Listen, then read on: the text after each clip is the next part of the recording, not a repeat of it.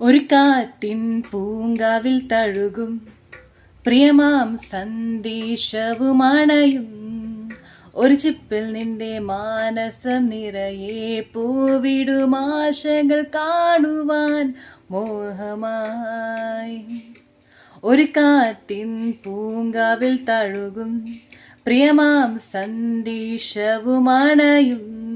ഒരു ചിപ്പിൽ നിന്റെ മാനസം നിറയെ പൂവിടുമാശകൾ കാണുവാൻ മോഹമായി. പൂവിൻ്റെ മാറിലെ മധുവാർന്നൊരാ മുഖമെന്നെന്നും പോൽ അറിയുമോ ആയിഷ?